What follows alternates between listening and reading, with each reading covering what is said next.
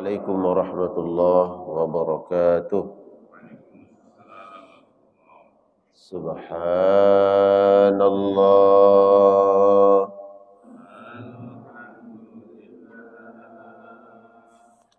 wa la ilaha illallah wallahu akbar. Subhanallah walhamdulillah wa la ilaha illallah wallahu akbar. Subhanallah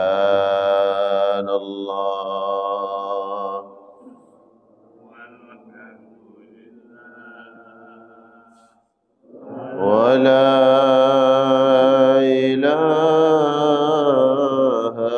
illallah wallahu akbar. Alhamdulillah, alhamdulillahilladzi bi ni'matihi tatimmus shalihat.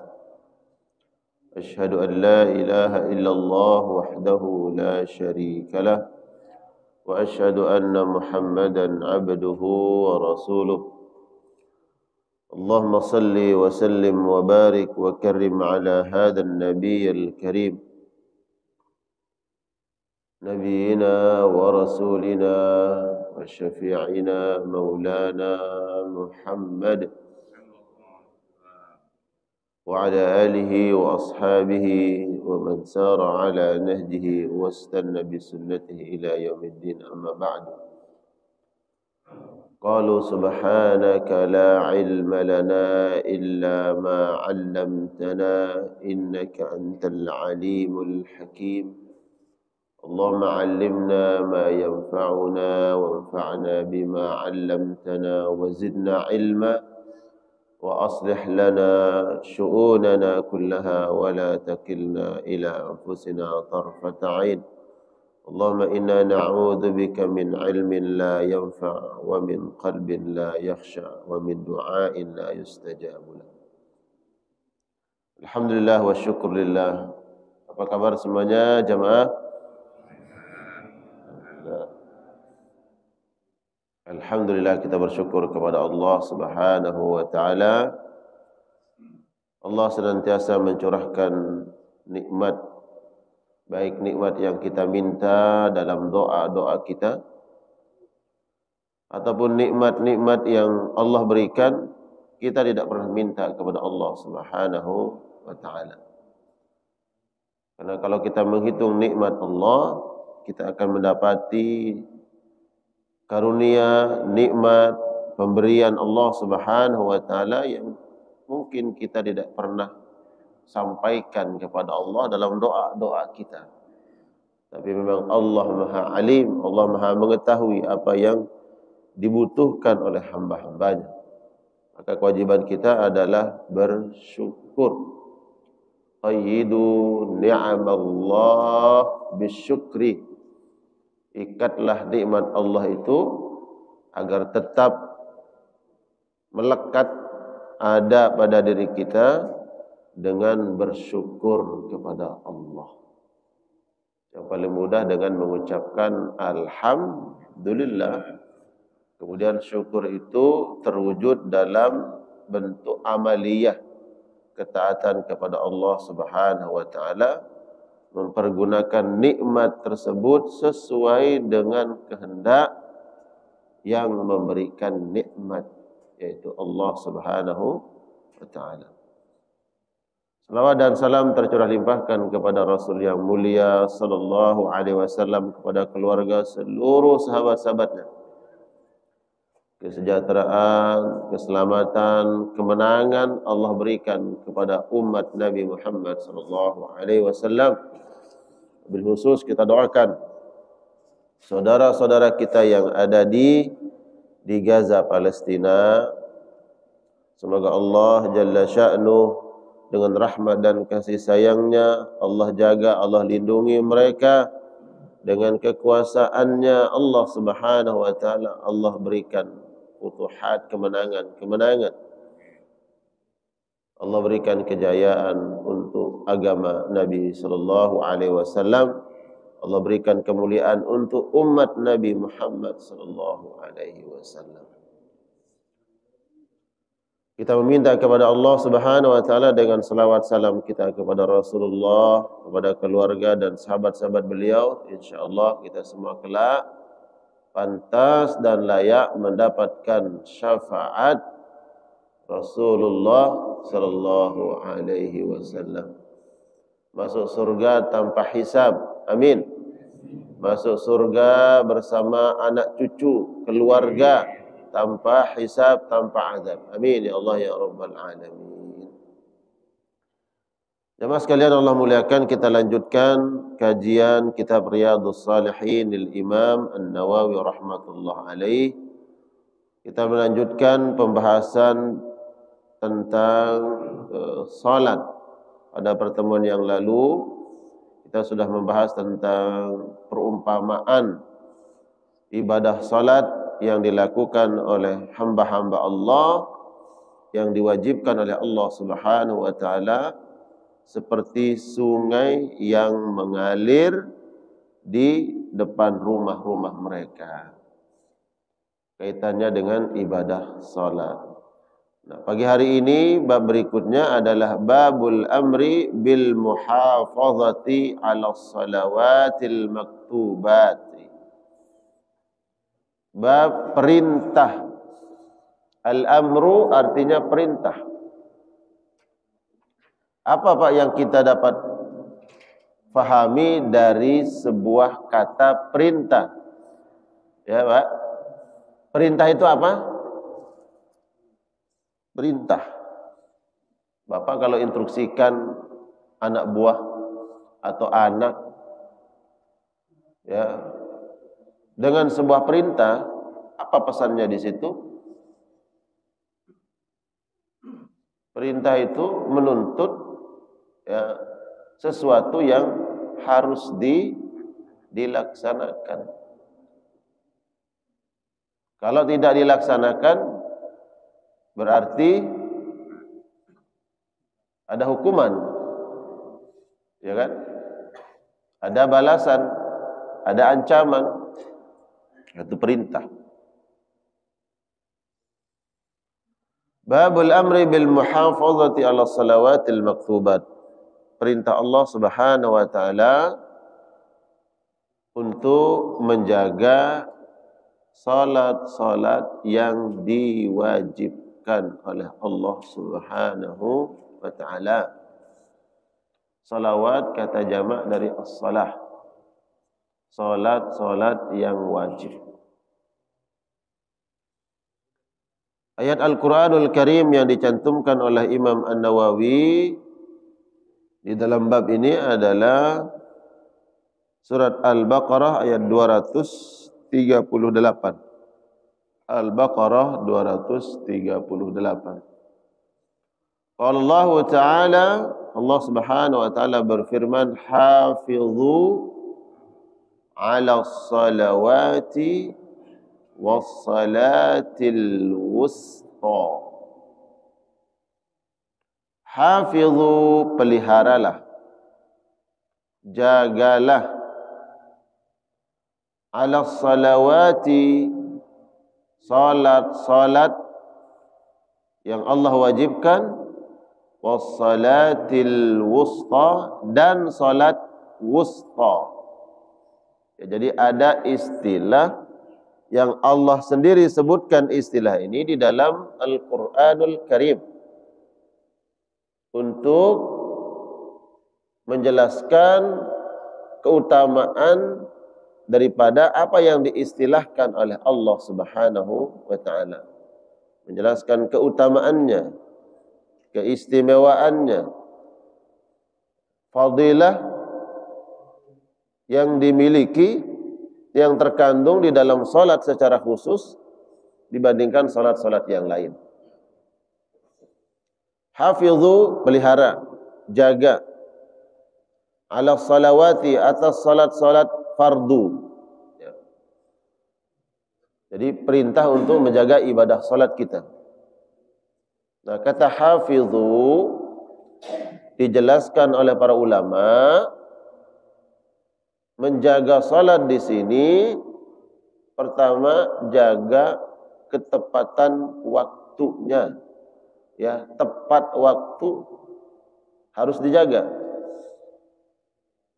Karena orang yang salat di awal waktu dan yang salat di akhir waktu, dua-duanya melaksanakan, menjalankan perintah salat, tapi berbeda bentuk menjaga ibadah salat ini. Yang salatnya di awal waktu berarti ini yang dimaksud oleh Allah Subhanahu wa taala untuk menjaga, bukan hanya kaitannya melaksanakan. Karena yang salat di awal waktu, yang di akhir waktu juga sama-sama melaksanakan.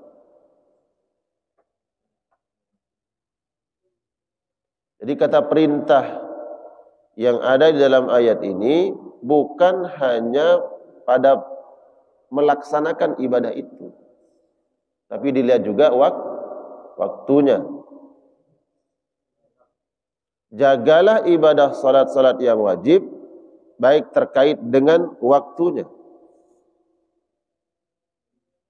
Fi awqatiha, waktu-waktunya, wa syurutiha wa arkaniha, syarat-syaratnya dan rukun-rukunnya.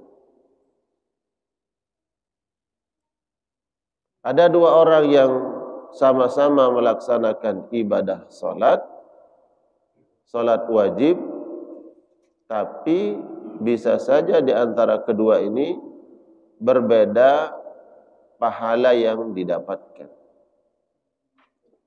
Walaupun salatnya sama, waktunya juga sama, kalau berjamaah imamnya sama, namun bisa saja pahalanya berbeda kalau kita bicara tentang pahala. Apa sebab? Yang satunya dengan sempurna melaksanakan syarat-syarat salat, kemudian rukun-rukun daripada salat.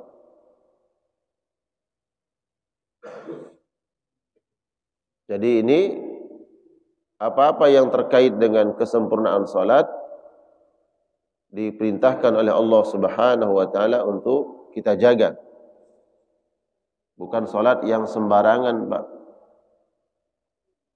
Karena salat inilah media yang paling utama untuk kita terkoneksi dengan Allah Subhanahu wa taala. Lewat ibadah salat, tidak ada ibadah yang lain untuk kita langsung berkomunikasi dengan Allah Subhanahu wa taala. Nah, satu-satunya lah yang paling penting nih, yang paling utama. Kalau yang paling penting, yang paling utama ini untuk kita komunikasi dengan Allah dilaksanakan dengan asal-asalan, serampangan, tidak menjaga kualitasnya, lalu bagaimana dengan ibadah-ibadah yang lain, Pak? Tidaklah dipesankan oleh Allah, diingatkan, melainkan memang ini suatu perkara yang penting. Hafidhu ala salawati wa salatil wusta, dan salat wusta. Apa salat wusta di sini? Wassalatil wusta. Wusta artinya pertengahan. Wasatun, pertengahan. Wusta, salat pertengahan. Kira-kira salat pertengahan yang mana? Para ulama mengatakan salat ada yang ini 10 pendapat ya terkait dengan salat wusta ini. hampir 10 pendapat. Namun yang paling kuat disebutkan dalam syarah hadis ini adalah salat asar. Imam Malik dan Imam Syafi'i mengatakan salat ini adalah salat subuh. Jadi ikhtilaf. Salat wusta, pendapat yang pertama adalah salat asar. Jagalah salat subuh. Jagalah salat zuhur. Jagalah salat maghrib. Jagalah salat isya dan salat asar. Jadi ada penekanan salat asar. Pendapat Imam Malik, Imam Syafi'i, jagalah salat zuhur, jaga salat asar, jaga salat maghrib dan salat isya, jagalah salat subuh. Salat subuh itu salat wusta. Kenapa disebut dengan salat wusta? Wusta artinya pertengahan. Subuh, zuhur, asar, maghrib, isya. Awal hari, pertengahan hari. Subuh, awal hari. Zuhur, pertengahan. Nah, di antara kemudian nanti baru datang malam, maghrib, isya. Ada yang menjedah tuh di tengahnya. Apa? Salat asar. Ini kata para ulama. Jadi sebutnya salat wusta, awal hari itu subuh, zuhur. 2. Kemudian awal malam, maghrib, isya. Ada yang menjedah di tengahnya. Pernah saya jelaskan, salat wusta, salat asar ini memang disebutkan juga oleh para ulama, salat yang sangat berpotensi besar untuk diabaikan, salat asar. Kenapa kira-kira? Karena di waktu ini orang merasa tanggung untuk meninggalkan pekerjaannya. Ya, kalau zuhur Pak, ya waktu zuhur biasanya enggak apa-apa, sekalian makan siang. Kalau asar, sebentar lagi akan selesai pekerjaan, tapi ini tanggung nih. Ntar kalau sholat asar, balik lagi. Ya mending aja selesaikan pekerjaan. Ntar kalau udah selesai pekerjaan baru sholat asar, langsung tuntas selesai. Nah, jadi ada perkara-perkara yang menghalangi seseorang untuk sholat di awal waktu, di waktu asar ini. Makanya kemudian ditekankan oleh Allah Subhanahu wa taala, salat wusta harus dijaga. Setelah Allah menyebut salat-salat yang lain. Karena banyak manusia yang melalaikan waktu salat asarnya. Bukan melalaikan meninggalkannya, tetap dia salat asar. Tapi salatnya bisa saja di akhir waktu, bukan di awal waktu. Tanggung sekalian pulang kerja. Ya. Jadi itu kemudian Allah Subhanahu wa taala memerintahkan kita untuk menjaga salat asar. Menjaga waktunya. Jadi di awal waktu. Hadis pertama yang dicantumkan oleh Imam Nawawi rahmatullah alaih di dalam bab ini, hadis yang diriwayatkan oleh Abdullah bin Mas'ud radhiyallahu taala anhu qala sa'altu Rasulullah sallallahu alaihi wasallam, saya bertanya kepada Nabi. Jadi Ibnu Mas'ud langsung yang bertanya kepada Rasulullah sallallahu alaihi wasallam, ayul a'mali afdal? Ya Rasulullah, amalan yang paling utama itu amalan apa ya Rasulullah? Jadi Abdullah bin Mas'ud ini bertanya, manfaatnya, keutamaannya itu kembali kepada umat Nabi Muhammad SAW. Kalau seandainya dulu sahabat enggak bertanya kepada Nabi, kita enggak tahu.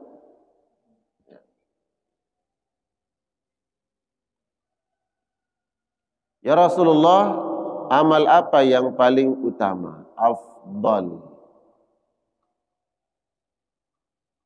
As-salatu ala waqtiha. Qala Rasul, as-salatu ala waqtiha. Nabi menjawab, salat tepat pada waktunya.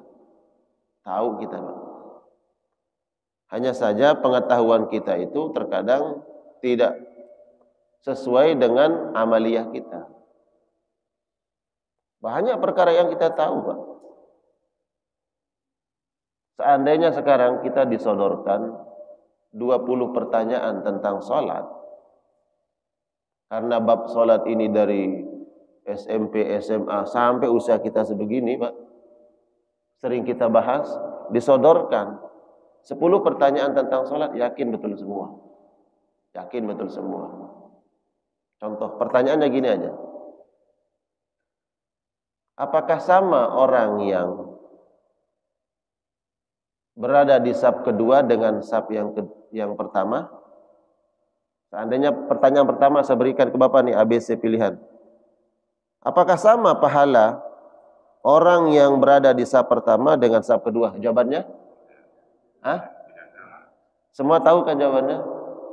Semua kita tahu. Apakah sama pahala salat, bicara pahala salat orang yang salatnya dengan menjaga tumakninahnya dengan orang yang salat dengan buru-buru, sama enggak? Ya semua orang pasti jawab tahu kita.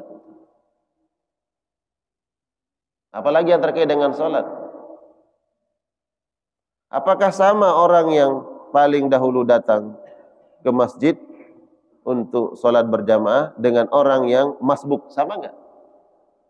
Enggak sama. Semua kita tahu jawabannya, Pak. Nah, pengetahuan kita itu disebut dengan ilmu. Kita tahu jawabannya. Nah, ternyata pengetahuan kita itu terkadang bertolak belakang dengan apa yang kita lakukan, walaupun kita tahu.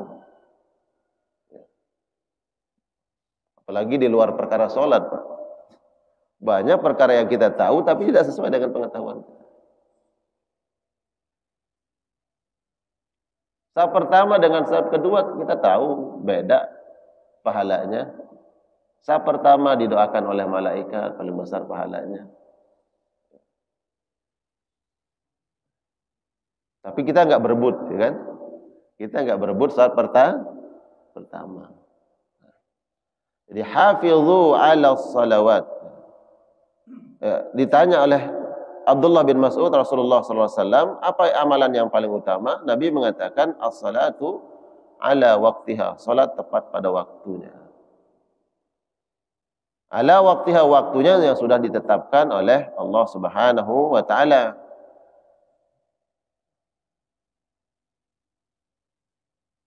Waktu-waktunya sekarang mudah untuk kita ketahui, Pak. Apalagi masjid-masjid kita sudah disiapkan muazzin. Kalau zaman dahulu ditetapkan waktunya oleh apa? Oleh ukuran matahari. Subuh. Waktu subuh semenjak terbitnya fajar sampai terbitnya matahari. Kita tahu waktunya. Tapi dalam perkara melaksanakan, kadang ada orang yang salat subuh setelah terbit matahari, salat duha. Terus waktu zuhur semenjak tergelincirnya zawalus syam, tergelincirnya matahari. Tergelincirnya matahari berarti bayangan kita ya sudah bergeser condong ke arah timur. Jadi sudah ada waktunya. Enggak boleh kemudian kita keluar dari waktu yang ditetapkan oleh Allah Subhanahu wa taala. Inna salata 'alal mu'minina kitabam mauquta. Salat itu adalah perintah yang sudah ditetapkan waktunya. Salat zuhur setengah jam setengah 12 belum masuk waktunya, nggak boleh. Ya. Atau keluar dari waktunya. Keluar dari waktunya juga tidak boleh. Salat subuh setelah terbit matahari baru salat subuhnya. Oh, saya punya mazhab yang berbeda. Ya nggak boleh. Kecuali karena penyebab yang dimaafkan dalam syariat. Apa? Ketiduran. Ya. Kebablasan, tahu Pak? Kebablasan. Bangun pagi mau salat subuh ternyata sudah jam 6. Sudah lewat waktu salat subuh. Tapi boleh nggak salat, Pak? Hah? Harus. Kita terlewat waktunya bukan karena sengaja. Tapi kalau disengaja-ngajain, Pak, tidur malam jam 2:30. Ngapain sampai 2:30, Pak? Hah? Ya mungkin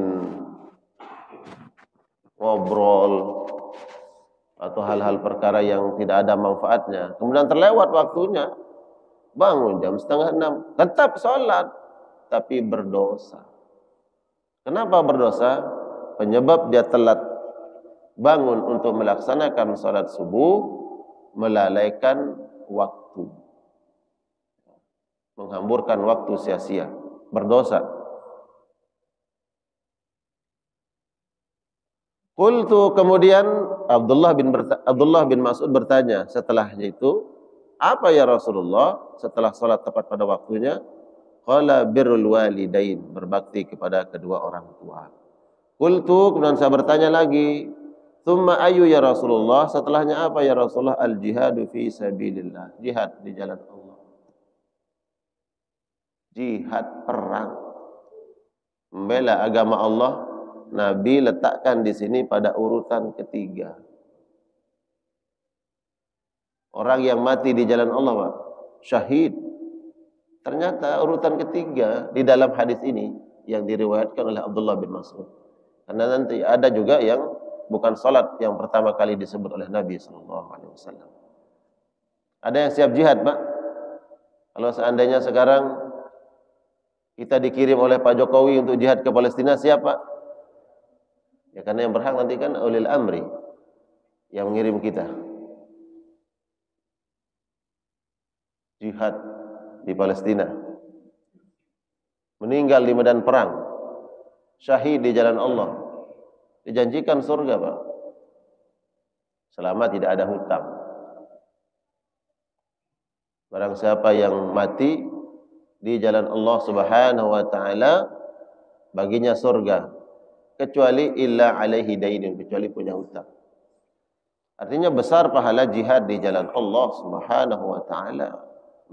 Meninggal, mati dalam membela agama Allah. Tapi pun perkara jihad yang tidak semua orang bisa melakukan itu, ternyata Allah letakkan pada urutan ketiga. Luar biasa. Berarti luar biasa keutamaan ibadah salat. Ya. Tapi kenapa ya urutan ketiga diletakkan jihad ini enggak semua orang mampu melakukan? Ya. Salat di awal waktu dan diletakkan oleh Nabi pada urutan pertama, besar pahalanya karena agar semua umat Nabi Muhammad SAW mendapatkan keutamaan. Mendapatkan keutamaan. Kira-kira kalau kita persiapkan bekal, modal untuk dua perkara ini, yang lebih besar modalnya yang mana, Pak? Jihad atau sholat? Jihad. Apalagi semua logistiknya kita siapkan sendiri-sendiri, bukan ditanggung negara umpamanya. Semua berangkat, bagi yang mau silahkan.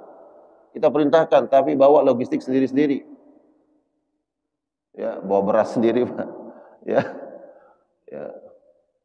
bawa duit sendiri, ongkos sendiri, hitung-hitungan kita.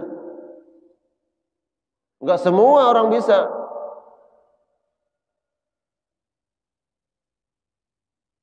Tapi Nabi letakkan pada urutan ketiga. Yang pertama salat.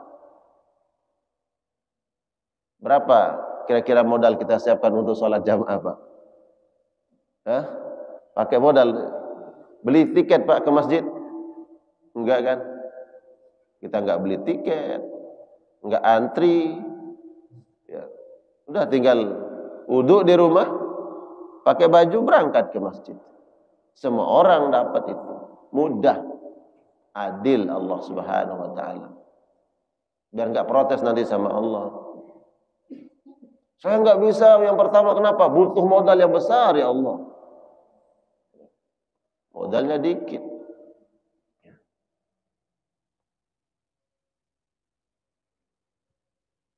Dan di dalam Al-Quran disebutkan orang-orang yang menjaga ibadah salat adalah orang-orang yang mendapatkan surga Firdaus. Masya Allah. Surga Firdaus. Apa ayatnya, Pak? Di dalam surat Al-Mu'minun, ada yang hafal? Siapa yang menjaga ibadah salatnya, maka Allah akan persiapkan surga Firdaus untuk mereka. Walladzina hum ala salawatihim yuhafizun. Dan orang-orang yang selalu menjaga ibadah salatnya. Ingat, menjaga ibadah salat tepat pada waktunya, menjaga rukun-rukunnya, menjaga syarat-syaratnya. Ulaika humul warithun. Mereka adalah orang-orang yang berhak untuk mewarisi, mendapatkan apa? Alladzina yarithunal firdausa hum fiha khalidun. Yaitu orang-orang yang berhak untuk mewarisi, mendapatkan surga Firdaus. Mereka kekal di dalamnya. Surga Firdaus itu yang disebut oleh Nabi SAW surga terbaik. Wa idza sa'altumullahal jannah fas'alullahal firdausal a'la. Apabila kalian minta surga kepada Allah, maka mintalah request apa? Surga Firdaus yang tertinggi. Nah, untuk kita dapatkan surga itu lewat menjaga ibadah salat.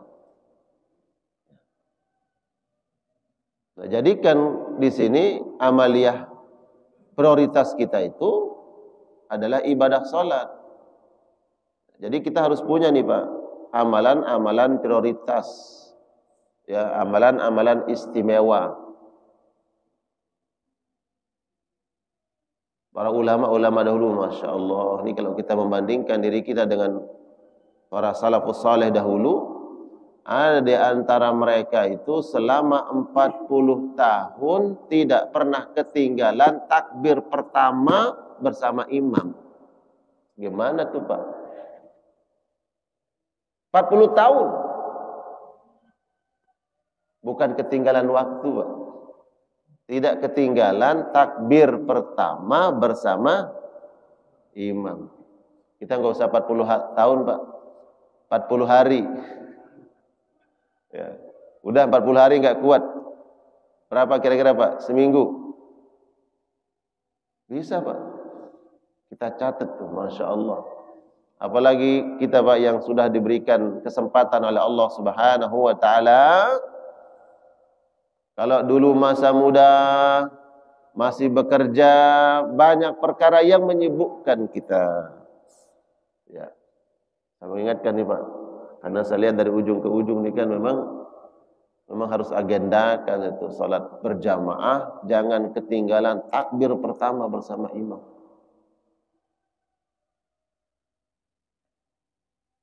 Kecuali kalau mungkin yang masih aktif, ya, bekerja, banyak tugas, banyak alasan, Pak. Kalau kita mau cari alasan, banyak alasannya. Cucu, Pak Ustadz, ya cucu lagi. Ya. Cucu habis sholat baru bersama cucu. Yang sudah pensiun, Pak?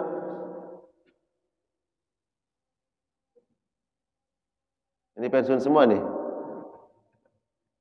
Masih ada yang aktif. Jadi yang sudah pensiun. Ini yang lebih ditekankan. Bisa, Pak. Pokoknya minggu ini saya bertekad. Saya berniat. Nggak akan ketinggalan takbir pertama bersama imam. Kalau diniatkan itu insya Allah. Fa idza azamta fatawakkal 'ala Allah. Kenapa dia berat? Karena kita belum berazam. Saya ulangi, kenapa berat? Karena belum berazam, berniat. Coba niatin dulu, coba. Saya kasih contoh, Pak. 2 tahun ini saya awalnya saya setiap malam punya kajian setiap malam, Pak. Ba'da Isya dari jam 8 sampai jam 9 setiap malam. Dulu sebelum saya bertekad itu bisa enggak ya? Karena saya ngobrol sama temen nih. Ada loh teman kita. Setiap malam udah bertahun-tahun ini. Setiap malam. Enggak libur? Enggak libur. Nanti kita bisa ya? Bisa. Bismillah. Setiap malam. Jam 8 sampai jam awalnya saya berpikir bisa enggak setiap malam. Berarti enggak ada liburnya saya. Loh kan saya ada anak-anak, ada istri. Saya ada kajian nih. Udah bismillah. Jalan, Pak.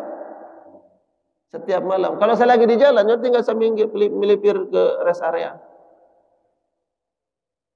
Sebentar lagi kalau saya lagi di jalan, saya cari di mana kira-kira tempat saya akan parkir nih, cari masjid yang kebuka, yang bisa parkir. Pernah mampir di suatu tempat, saya ini mana parkirnya? Akhirnya masuk ke di kantor, ternyata tempat parkirnya basement, masuk ke basement. Di situ saya kajian, disamperin sama security. Ngapain, Pak? Pengajian. Karena saya di basement, saya harus hidupin mobil, hidupin AC, ada cahaya mobil saya. Di sini aturannya, Pak, nggak boleh ngidupin mobil. Semuanya harus mati. Ya gimana saya ngisi kajian? Gelap, Pak. Saya bilang ke jamaah saya, udah ikut aja, ini aturan di sini nggak boleh. Jadi cuma suara saya aja. Lewat apa? Lewat Zoom. Artinya subhanallah, baru saya belajar kalau kita azam mau itu bisa, ada jalannya. Saya ingin sholat berjamaah tidak ketinggalan takbir pertama bersama imam. Bismillah, bisa. Ada yang siap, Pak? Lalu apa nih manfaatnya kita ngaji begini nih kalau kita nggak siap? Ada yang siap, Pak? Bulan depan pengen absen. Nggak apa-apa, Pak. Ada kira-kira yang siap nih, Pak? Bapak sibuknya apa kira-kira selain? Tak catat namanya, Pak. Jadi bulan depan saya ingin tanya, siapa yang 1 minggu tidak ketinggalan takbir pertama bersama imam? Bismillah. Sebut namanya. Saya nggak mau lihat ke kanan ke kiri. Sebut aja nama. Ada yang merazam, Pak? Allah, nggak ada yang mau. Seminggu deh. Seminggu berarti 7 hari. Selama 7 hari saya nggak akan ketinggalan takbir pertama bersama imam. Ada yang mau, Pak? Nggak ada siap. Baik, kita kurangi. Nggak ada 7 hari. 4 hari. Siapa yang siap 4 hari tidak ketinggalan sholat berjamaah bersama imam takbir pertama? Ada yang siap? Yang di belakang siapa yang angkat tangan tadi?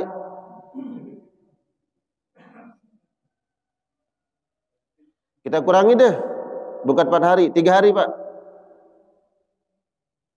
Enggak apa-apa.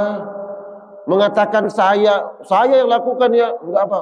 Mungkin saya nggak ingin sombong, jangan. Di sini bukan niatnya sombong. Abu Bakar itu ditanya oleh Nabi, siapa yang hari ini bersedekah? Saya Rasulullah. Siapa hari ini yang menjenguk orang sakit? Saya ya Rasulullah.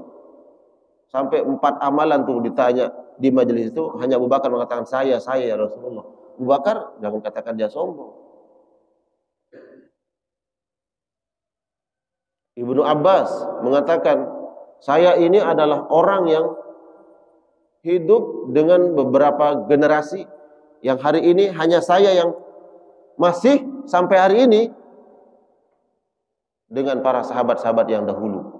Jadi di suatu generasi, Ibnu Abbas itu hanya dia tinggal sendirian. Yang lainnya sahabat-sahabat dah meninggal dunia, yang lainnya tidak bertemu dengan Nabi, tidak bertemu dengan sahabat-sahabat senior. Hanya Ibnu Abbas yang mengatakan, saya paling utama di antara kalian. 2 hari. Kalau 2 hari ada siapa?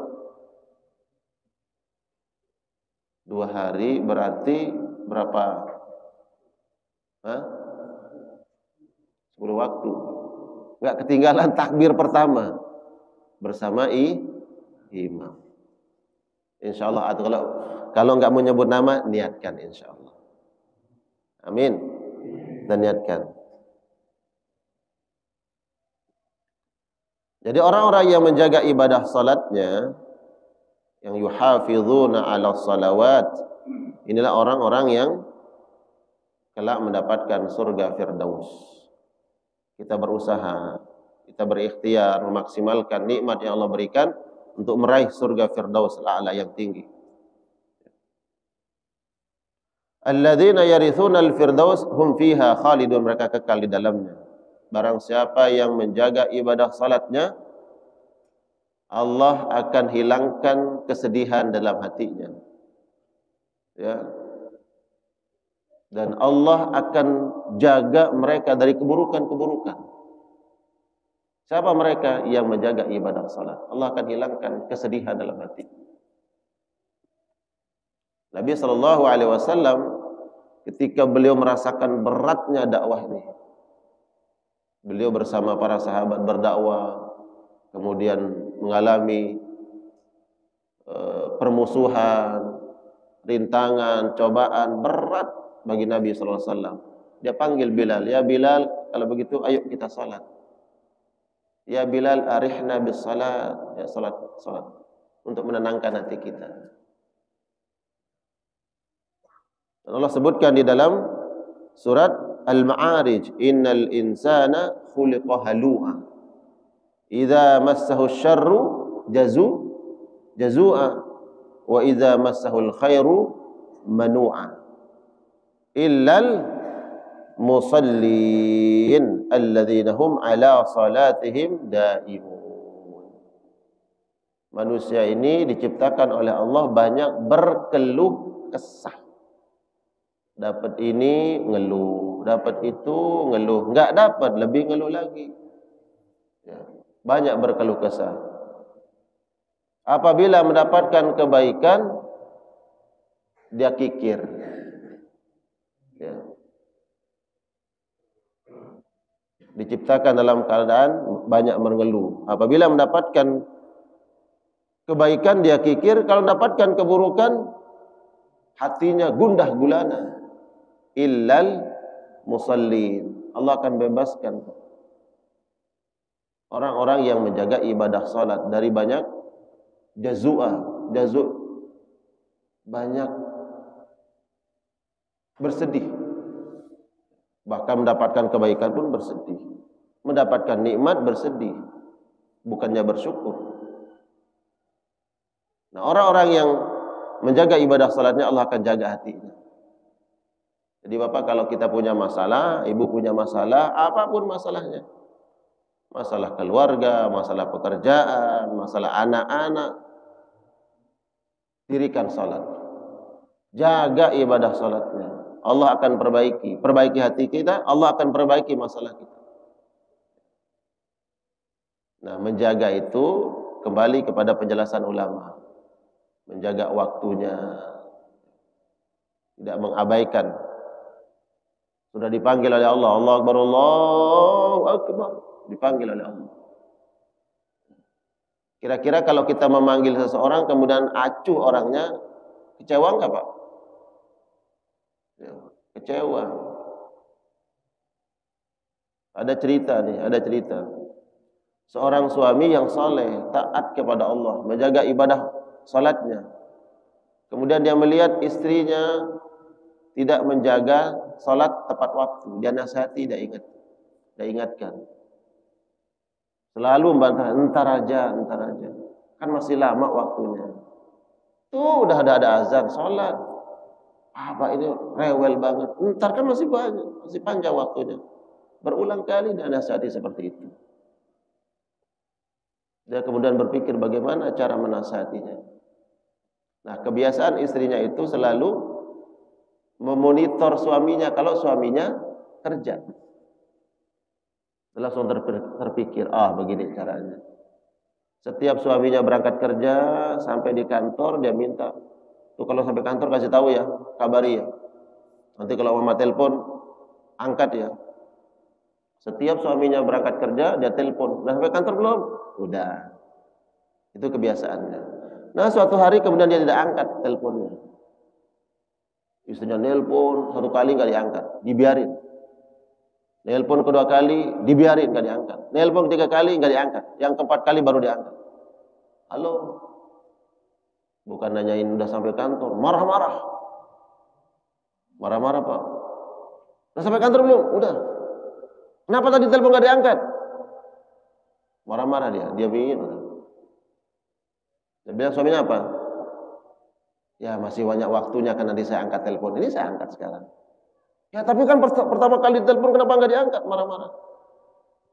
Kata suaminya apa? Kamu setiap kali diingatkan oleh Allah, mendengar azan, bilangnya apa? Entar. Allah marah. Bayangkan, ketika kita memanggil seseorang, kemudian orang acuh, cuek, kita marah, Pak. Padahal orang ini belum tentu kita sempurna memiliki jasa. Tapi Allah yang sempurna kebaikannya, rahmatnya, nikmatnya. Apa sekarang? Ini yang ada pada diri kita, ini siapa yang kasih? Allah. Bahkan pendengaran yang kita mampu dengar azan itu pun dikasih, diberikan oleh Allah. Fasilitas itu Allah yang kasih, tapi Allah tetap berikan, enggak dicabut oleh Allah, enggak. Subhanallah. Saya semalam tuh lagi sama anak-anak saya, Pak. Subhanallah, ini gimana nih orang ini mendidik anaknya. Saya ada di satu tempat di warung, saya ajak anak-anak saya makan sebelum Isya. Nah, kemudian dekat dengan musola, di samping saya ada keluarga juga nih lagi makan sama anak-anaknya. Dengar suara azan. Langsung anak kecilnya nyeletuk, "Pak, kita sholat Isyanya di mana?" Subhanallah. Saya bilang, ini bapak ini luar biasa berarti mendidik anaknya. Dengar suara azan tuh, anaknya bilang, "Pak, kita sholat Isya di mana?" Kata bapaknya, "Hati di musola ada azan." Selesai azan berangkat bareng kita. Subhanallah, ini bapak ini luar biasa. Paham dia dipanggil oleh Allah Subhanahu wa taala. Azan dikumandangkan, Allahu Akbar, Allahu Akbar. Kita dipanggil, "Ayo jaga waktu salat, tepat waktu." Kalau kita abaikan, Pak, sama nih seperti kita manggil orang. Panggil anak kita, "Nak, sini, Nak." Diam aja gitu. "Sini." Diam aja. Kira-kira marah enggak, Pak? Wah, anak ini kurang ajar. Mungkin kita akan bicara seperti itu. Padahal kita tuh yang mendidiknya. Subhanallah. Kalau kita mengatakan kepada orang yang acuh terhadap panggilan kita, seruan kita, maka jadikan itu sebagai pelajaran. Wah, mungkin kita juga sering meletakkan diri kita di hadapan Allah seperti tadi. Mohon maaf, anak yang apa, Pak? Kurang Allah. Saya ingin nyebut kurang ajar. Jangan-jangan kita di hadapan Allah seperti itu. Kalau kita marah, Allah marah enggak? Enggak, Allah enggak marah. Kalau marah diambil nikmat itu oleh Allah. Wah, ini setiap dipanggil oleh azan enggak mau datang, dicabut nikmat pendengaran. Biar enggak sekalian biar dia enggak dengar dah azan. Tapi Allah masih kasih pendengaran buat kita. Jadi hafizu 'ala shalawat, jaga ibadah salat itu terutama waktunya. Keutamaan salat ini wasiat pertama yang diwasiatkan oleh Nabi sallallahu alaihi wasallam kepada Muadz bin Jabal.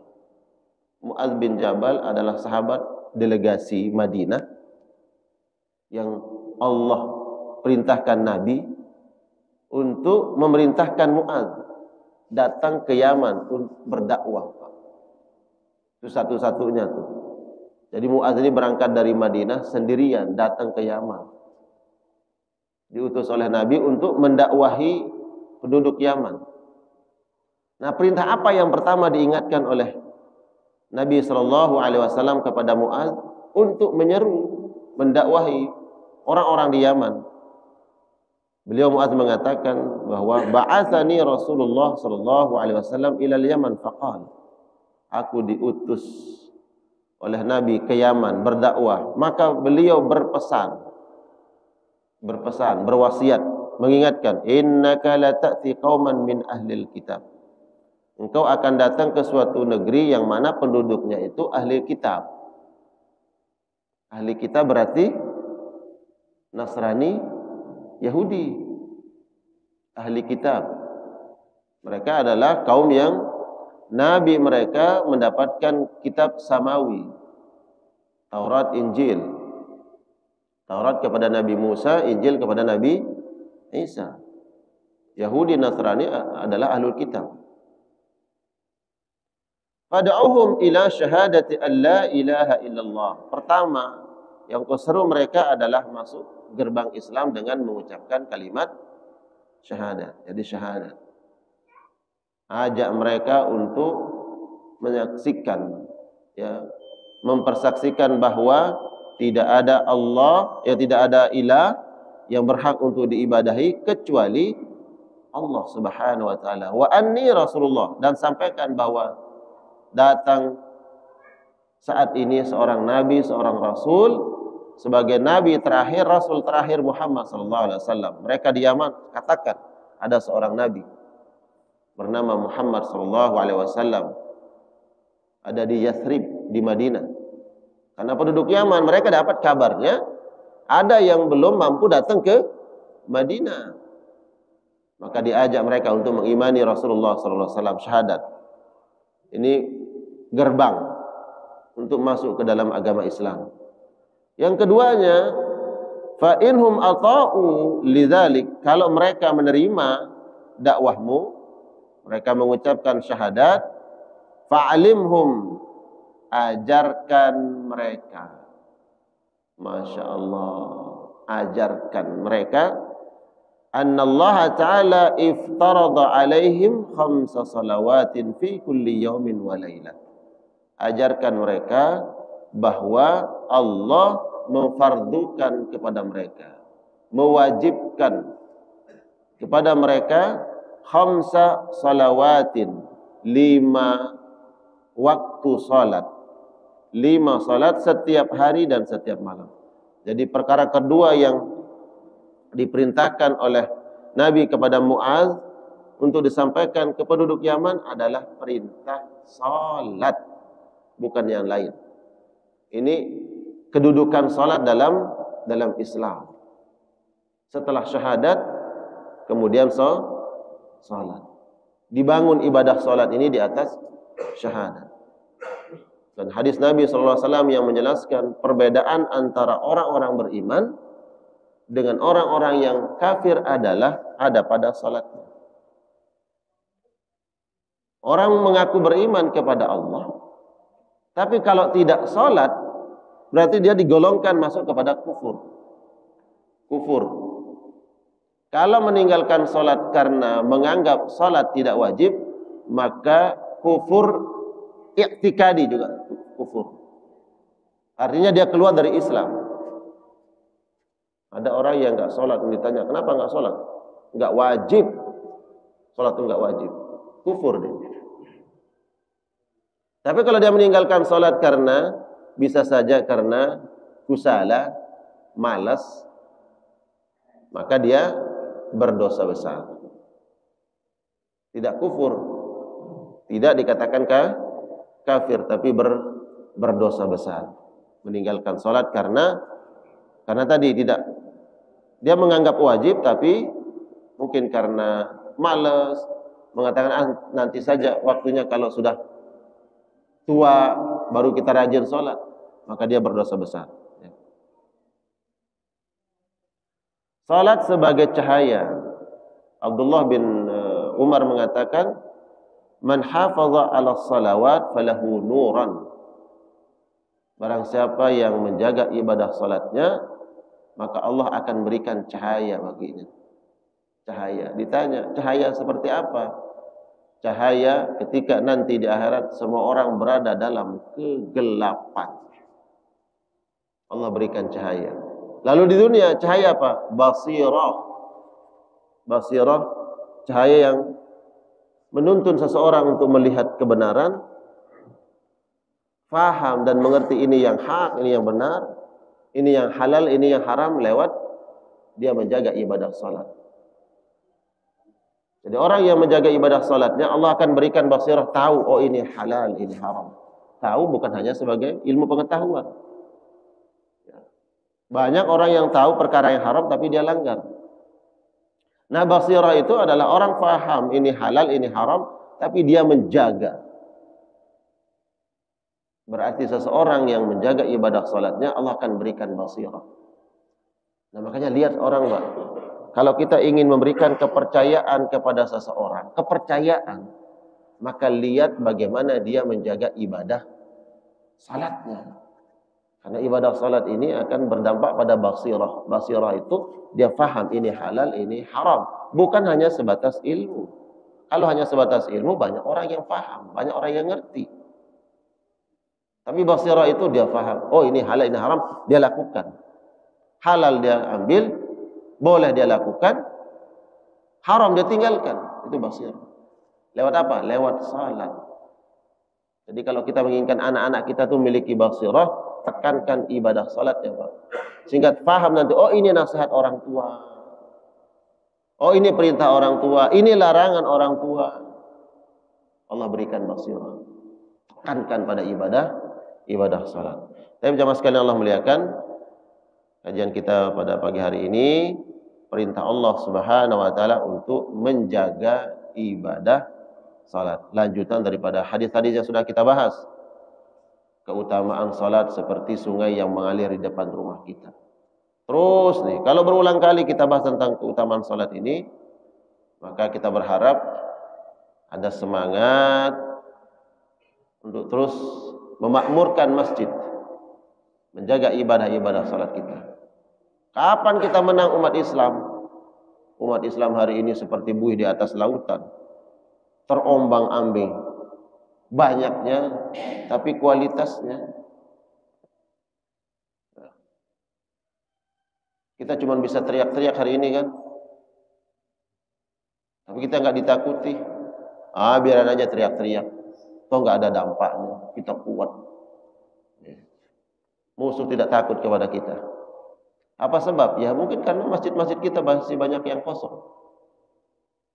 Disebutkan bahwa musuh kita akan takut kepada umat ini kalau masjidnya penuh dalam salat berjamaah. Ya Allah, kewajiban siapa nih? Kewajiban kita bersama. Kewajiban para guru, para ustadz yang mengingatkan. Kewajiban orang tua mendidik anak-anaknya, mempersiapkan generasi yang mereka tidak lemah datang ke masjid. Insyaallah ini kalau masjid nanti penuh dengan anak-anak muda kan luar biasa, Pak. Baik, insyaallah mudah-mudahan ini sebagai bekal kita. Kalau ada yang perlu ditanyakan, diperjelas silakan, Pak. Nah, masuk waktu syuruk ya. Silakan, Pak. Waalaikumsalam warahmatullahi wabarakatuh.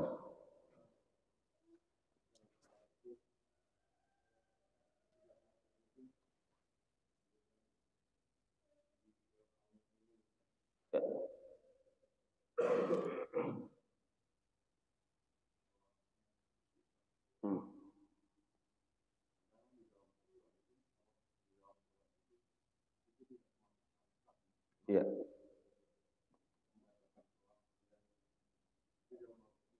Ya. Ya.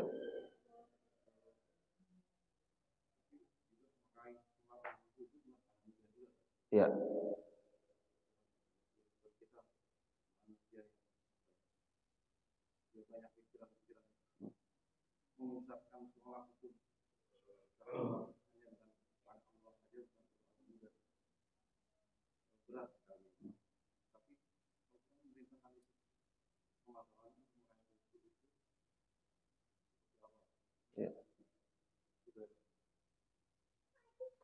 Di dalam surat Al-Mu'minun, qad aflahal mu'minun alladzina hum fi salatihim khashi'un. Lanjutan tadi sampai ayat 9 10 tadi.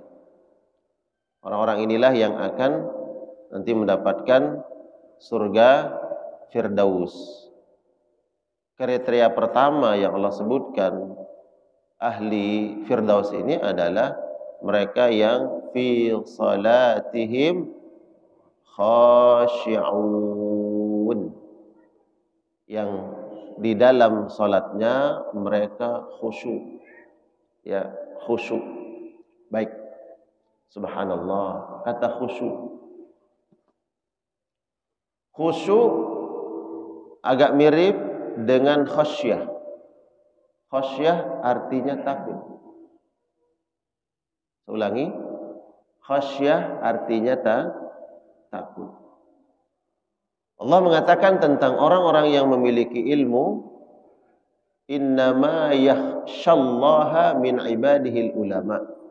Mereka-mereka yang takut kepada Allah adalah orang yang memiliki ilmu. Nah, kaitannya dengan salat, Allah mengatakan fi salatihim khashi'un, mereka khusyuk. Khusyuk sesuatu hal yang diusahakan. Orang yang tidak memiliki ilmu secara sempurna bisa meraih khusyuk. Nah, orang yang memiliki ilmu akan mampu khasyah dalam salatnya. Khasyah ini adalah tingkatan di atas khusyuk. Untuk sampai kepada khasyah ini harus ibadah berbasis ilmu. Kalau mau sampai tingkatan khasyah, semua ibadah kita harus berbasis ilmu. Namun tidak semua orang kan level ilmunya sama. Betul enggak? Ada orang yang dipanggil ulama. Apa sebab? Ya, masa dia mendapatkan ilmu, jenjang pendidikannya dari SD dia sudah belajar agama. Kemudian tingkatan SMP, SMA, perguruan tinggi, terus semua ini belajar agama. Dengan ilmu yang dia pelajari ini, maka Allah akan mengantarkan dia untuk sampai kepada khasyah. Khasyah, takut kepada Allah. Ketika dia beribadah, dia takut kepada Allah Subhanahu wa taala. Tapi tidak semua orang bisa sampai kepada khasyah. Namun untuk sampai kepada khusyuk, qad aflahal mu'minun alladzina hum fi salatihim khashi'un. Untuk sampai kepada khusyuk ini, semua orang diberikan ruang, kesempatan untuk sampai kepada khusyuk. Bisa dengan apa? Dengan usaha. Dengan usaha. Sekarang kalau Bapak saya tanya, apa dalil tentang salat? Oh, faham. Ya. Inna salata kanat 'alal mu'minina kitaban mawquta. Punya dalilnya. Tapi yang selalu ditanya, apa dalil tentang salat? Dia enggak tahu, beda ilmunya. Yang selalu ditanya, coba sebutkan rukun salat. Oh, dia sebutkan dari 1 sampai 13 disebutkan. Yang satu ditanya, coba sebutkan rukun salat. Dia enggak tahu. Dia enggak hafal. Orang yang memiliki ilmu, dia faham dalil-dalilnya, Allah akan berikan khasyah. Orang yang khasyah secara otomatis dia sudah khusyuk. Yang ini, yang dia nggak tahu dalilnya, nggak tahu ayat-ayat tentang sholat, mana hadis-hadis tentang sholat, tapi dia bisa sampai kepada khusyuk. Sampai kepada khusyuk. Lewat apa? Dia menjaga tadi. Menjaga apa? Dia harus jaga tepat waktunya. Alladzina hum fi sholatim khashi'un, yang mereka khusyuk, dia jaga tepat waktunya. Dia jaga wuduknya. Ya. Datang ke masjid, dia tidak tergesa-gesa. Tidak tergesa-gesa, membuat hatinya tenang. Khashi'un khusyuk. Nah, khashi'un khusyuk ini semua orang bisa mengusahakan jadi salat khusyuk itu. Makanya ada kemudian apa? Training, latihan, salat khusyuk. Semua orang, kita mau usaha nggak menjadi orang yang khusyuk dalam salatnya? Bisa. Tapi untuk sampai khasyah, tingkatan di atas khusyuk itu nggak semua orang bisa sampai ke khasyah. Setiap orang yang khasyah itu sudah khusyuk, dan tidak semua orang yang khusyuk itu khasyah. Innama yakhsyallaha min ibadihil ulama. Orang-orang yang mampu memiliki khasyah, takut kepada Allah dalam salatnya, hanya orang-orang yang memiliki ilmu. Orang yang khasyah sudah pasti khusyuk, orang yang khusyuk belum tentu khasyah. Khasyi'un di sini adilnya Allah. Semua orang berpotensi dan diberikan ruang, diberikan kesempatan. Yang penting dia mau bisa khusyuk dalam salatnya. Ya. Apa perkara yang menyebabkan seseorang itu khusyuk dalam salat? Banyak. Saya sampaikan, beberapa kali saya sampaikan sebelum sholat, ada perkara yang harus dijaga. Jaga wudhunya, jaga tepat waktunya. Bahkan saya pernah sebutkan apa yang kita makan, apa yang kita minum, rezeki yang kita konsumsi setiap hari itu bagian dari perkara yang menentukan khusyuknya sholat kita. Yang semua orang bisa menjaga itu. Yang terpenting ada azam, ada kemauan. Ini halal, oh dia ambil. Ini haram, dia tahu haram, dia tinggalkan. Dia tinggalkan yang haram, dia ambil yang halal. Itu yang menyebabkan seseorang itu khusyuk dalam salat. Kalau Ustaz saya belum bisa khusyuk dalam salat. Ya, kita usahakan. Coba lihat, apa perkara yang menyebabkan kita khusyuknya kita dalam salat? Ya bisa saja salah satunya tadi. Ada perkara-perkara haram, ada perkara-perkara syubhat. Ya, yang sampai ke kita. Nah, kemudian di masjid, ya kan? Di masjid, bagaimana agar semua berpotensi mendapatkan kesempatan khusyuk? Ya jaga ya adab-adab dalam salat. Termasuk ya menjaga muru'atul masjid, menjaga kemuliaan masjid. Itu bagian dari perkara yang menyebabkan kita khusyuk. Bagaimana menjaga kemuliaan masjid? Ya, yang hadir di masjid itu harus tahu adab masjid di antara anak-anak kita. Bukan berarti melarang. Jangan melarang anak-anak kita sampai datang ke masjid, nggak boleh. Tapi diatur, ya, dirapikan, dijaga, diajarkan mereka tentang adab-adab masuk ke masjid. Salat berjamaah ke masjid. Kita masuk ke masjid baca doa. Allahumma ftahli abwaaba rahmatik. Itu menyebabkan kita khusyuk dalam salat. Jadi banyak keterkaitannya Pak dalam salat kita dengan di luar salat. InsyaAllah kita semua itu sampai kepada derajat khusyuk Pak. Ya. Asal kita menginginkan tadi, berusaha. Tapi untuk tingkatan khasyah itu tidak semua orang. Innama yakhsyallaha min ibadihil ulama. Begitu Pak ya. Ketika ada kemauan, insya Allah ada jalan. Makanya tadi itu, subhanallah. Saya coba ingin absen tadi. Kalau ada yang mau berusaha, bertekad, berazam, seminggu tidak ketinggalan takbir pertama, salat berjamaah, maka insya Allah nanti secara otomatis tuh.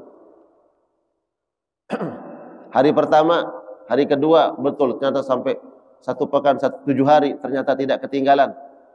Dipastikan Pak. Dipastikan, jangan 7 hari, 3 hari aja. 3 hari insya Allah Allah yang akan memperbaiki hatinya, Allah perbaiki ibadahnya, Allah perbaiki itu salatnya. Ya. Insya Allah ta'ala. Baik, itu ada lagi Tidak ada? Ya. Satu lagi pertanyaan ya. Assalamualaikum warahmatullahi wabarakatuh ya.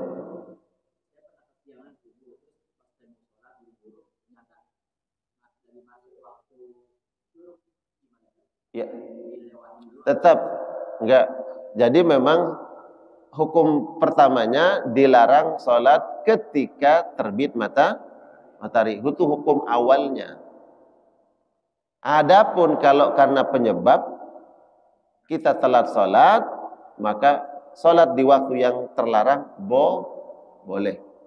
Ya, sebagaimana nggak ada sholat sunnah setelah sholat asar. Nggak ada, kecuali kalau kita lagi masuk masjid jam 4. Kita udah sholat asar. Kemudian ke masjid. Kita masuk masjid, sholat sunnah. Diperbolehkan sholat di waktu-waktu yang terlarang karena sebab. Ya, sebabnya karena sebab tadi telat sholat atau kelewat, atau karena sebab hal yang lain. Sebagaimana sholat sunnah tahiyatul masjid, setiap masuk masjid dianjurkan sholat sunnah. Padahal itu waktu yang terlarang, nggak apa-apa, karena ada sebab tadi. Barakallah. Cukup. Baik, semoga kajian kita bermanfaat dan semua jamaah insyaallah istiqamah dalam kajiannya.